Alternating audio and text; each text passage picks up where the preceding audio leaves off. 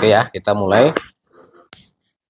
Lelang yang kita maksud di sini adalah lelang yang diselenggarakan oleh KPKNL ya, karena di luaran sana di masyarakat banyak lelang yang diselenggarakan. Mungkin kalian pernah dengar ada lelang pegadaian ya, ada lelang ikan, ada lelang di Instagram ya. Pre-love itu ya. Itu juga namanya lelang. Untuk lelang di KPKNL dasar hukumnya adalah Peraturan Menteri Keuangan Nomor 213 Tahun 2020. Ya, itu dasar hukum lelang yang akan kita bahas kali ini. Pengertian dari lelang di Peraturan Menteri Keuangan tersebut adalah penjualan barang. Jadi prinsipnya adalah penjualan barang. Karena ada lelang lain yang bukan menjual, tapi malah mengadakan, contohnya tender. Untuk penyelenggara lelang, berdasarkan PMK 213, ini ada 3 penyelenggara lelang. Yang pertama, kantor ini, KPKNL, Kantor Pelayanan Kekayaan Negara dan Lelang. Terus yang kedua ada Balai Lelang. Dan yang ketiga, pejabat lelang kelas 2. Lanjut ke pihak-pihak dalam lelang. Karena ini adalah penjualan barang, otomatis ada pihak-pihak yang terlibat. Ada yang namanya penjual, ada yang namanya peserta lelang, ada yang namanya pembeli lelang. Pembeli lelang itu berarti udah pasti peserta lelang. Pembeli lelang adalah peserta lelang yang menawar paling tinggi dan kemudian disahkan menjadi pembeli lelang oleh pejabat lelang. Itu pembeli lelang ya. Kemudian ada pejabat lelangnya, selaku pihak yang menyelenggarakan atau memimpin jalannya proses jual beli, pejabat lelang. Kalau di istilah administrasi perkantoran sekarang, itu namanya jabatan fungsional pelelang. Tapi kalau di masyarakat umum masih lebih dikenal dengan sebutan pejabat lelang. Lanjut ke yang dilarang ikut. Jadi lelang ini diselenggarakan untuk umum, tapi ada pihak-pihak yang kemudian nggak boleh nawar. Siapa kira-kira? Pertama, prinsipnya adalah orang, pihak-pihak tertentu yang terlibat langsung terhadap pelaksanaan lelang tersebut. Contohnya, ya pejabat lelang itu sendiri. Terus penilai yang terlibat terhadap munculnya pelaksanaan lelang tersebut. Dan pihak-pihak lain yang terkait. Kemudian tadi ada istilah pejabat lelang atau pelelang. Itu ada 2 jenis pejabat lelang. Pertama adalah pejabat lelang kelas 1, yang kedua pejabat lelang kelas 2. Lanjut ke jenis lelang. Yang dilelang ini banyak barangnya. Ya, ada motor, ada meja, ada bangunan, ada rumah, ada pabrik, ada pasar, ada sawah, ada sarung, ada jilbab, ada bunga, ada macam-macam. Nah, itu adalah jenis barangnya. Tapi kalau itu kemudian dikelompokkan, itu ada jenis kelompoknya. Ada kelompok jenis lelang eksekusi, ada kelompok jenis lelang non-eksekusi wajib, dan yang ketiga non-eksekusi sukarela. Kita lihat contohnya, yang eksekusi itu apa? Yang eksekusi contohnya, kalau kalian, orang tua kalian utang sama bank, kemudian dapat duit, tentunya bank minta jaminan, bisa berbentuk sertifikat tanah, bisa berbentuk BPKB. Nah, pada saat utang itu tidak terbayar, maka itu akan diajukan lelang ke KPKNL. Nah, itu namanya lelang eksekusi. Contoh lain, misalnya orang tidak bayar pajak. Nah, itu kantor pajak bisa melakukan penyitaan asetnya dan dilanjutkan dengan lelang. Itu namanya lelang eksekusi. Lanjut contoh ke lelang non-eksekusi wajib. Contohnya adalah aset-aset pemerintah kayak meja, kemudian motor, mobil, itu masuk kategori non-eksekusi wajib. Contoh yang jenis lelang non-eksekusi sukarela. Nah, ini kalian bisa melakukan ini. Kalian punya pre-love, barang-barang bekas yang sudah nggak dipakai, mau dijual lelang melalui KPKNL, bisa ajukan, tentukan harganya, kemudian nanti akan ditetapkan jadwal lelangnya, proses lelang terjadi. Nah, itu namanya lelang non-eksekusi sukarela. Biaya dalam lelang. Biaya yang pertama, itu biaya permohonan lelang. Kalau ada orang mau ngajukan lelang sini, itu ada biaya permohonan. Besarnya berapa? Rp150.000. Tapi itu hanya untuk 3 jenis lelang.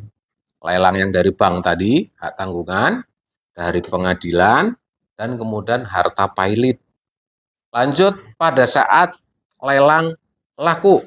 Lelang laku nanti akan muncul biaya lelang pembeli yang akan ditanggung oleh pembeli dan biaya lelang penjual yang ditanggung oleh penjual. Nah, itu prinsip umum biaya lelang pada saat laku. Nah, khusus untuk tanah atau tanah dan bangunan, itu ada tambahan lagi biayanya yang kami potong atau biaya yang timbul gara-gara pelaksanaan lelang. 1. PPH, pajak penghasilan. Dipungut kepada siapa? Pada siapa kira-kira? Penjual, ya. Kemudian ada BPHTB. Apa tuh singkatannya? Biaya perolehan, ya, dipungut kepada pembeli. Tapi pembeli bayar sendiri ya ke Pemda. Lanjut ke limit. Limit itu apa? Limit adalah harga terendah yang disampaikan oleh penjual, ya. Pembeli nggak boleh nawar sembarangan. Ada batas dasarnya. Nah, dasarnya itu adalah harga limit ini. Pokoknya lelang limit sudah ditentukan 1 juta. Maka kalau ada peserta yang mau menang, mau ikut, ya nawarnya minimal 1 juta atau di atasnya. Nah, itu adalah limit. Pertanyaannya, limit ini dari mana? Limit ini dari penjual. Tentukan sendiri, itu namanya HPS, harga perkiraan sendiri, bisa ditaksir atau dinilai oleh penilai profesional, KJPP, Kantor Jasa Penilai Publik. Penilaian yang didasarkan untuk penentuan limit, itu kan bisa tadi ya, sumbernya ya, dari KJPP atau dari penaksir. Masa berlaku penilaian itu hanya 12 bulan. 12 bulan itu dari mana? Dari sejak tanggal penilaian sampai pelaksanaan lelang. Uang jaminan. Uang jaminan ini sebagai syarat orang kalau mau ikut lelang. Besarannya berapa? Besarannya ini yang menentukan penjual. Besarannya untuk menentukan ini patokannya apa? Patokannya dari harga limit, yaitu antara 20% sampai 50%. Penawaran di lelang.go.id. Itu ada 2 cara bagi peserta lelang untuk melakukan penawaran.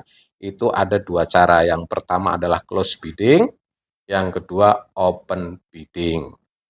Kalau close, sesama peserta nggak bisa melihat penawaran yang lain.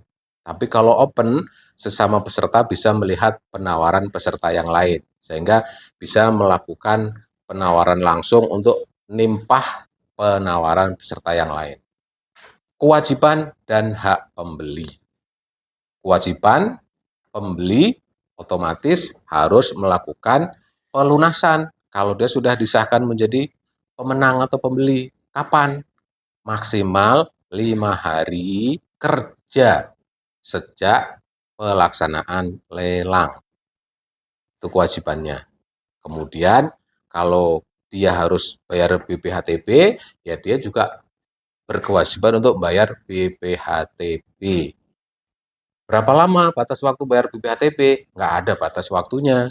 Tapi kalau dia belum bayar BPHTB, nggak bisa mendapatkan bukti dia sebagai pemenang lelang berupa risalah lelang.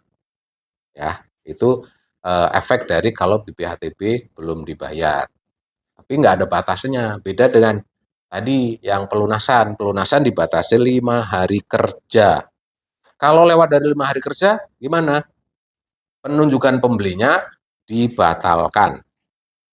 Uang jaminan yang sudah disetor tidak bisa diambil oleh peserta lelang yang ditunjuk sebagai pemenang lelang tersebut.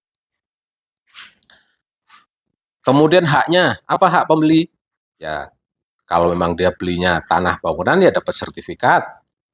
Kemudian dapat risalah lelang, itu haknya. Terakhir, pembatalan lelang. Apakah lelang yang sudah dijadwalkan itu bisa dibatalkan? Bisa. Ada 3 jenis. Satu, harus ada surat permohonan pembatalan dari penjual. Yang kedua, ini maksudnya bisa salah satu ya, bisa salah satu ya. Yang kedua, bisa juga dibatalkan karena adanya putusan atau penetapan pengadilan. Dan yang ketiga, hal-hal yang diatur lebih lanjut di Peraturan Menteri Keuangan 213 tadi. Itu banyak hal tuh yang bisa membatalkan lelang. Contohnya, tidak diumumkan. Pelelangan ini nggak ada pengumumannya. Nah, itu nanti akan dibatalkan oleh pejabat lelang. Kemudian uang jaminannya nggak sesuai ketentuan, limitnya juga nggak sesuai ketentuan, dan banyak hal lagi. Atau disita oleh penyidik, polisi, kejaksaan. Nah, disita oleh mereka, lelang nanti akan dibatalkan oleh KPKNL atau pejabat lelang. Nah, itu materi lelang yang dasar-dasarnya ya. Selesai materinya, nanti kita lanjutkan dengan pengerjaan kuis.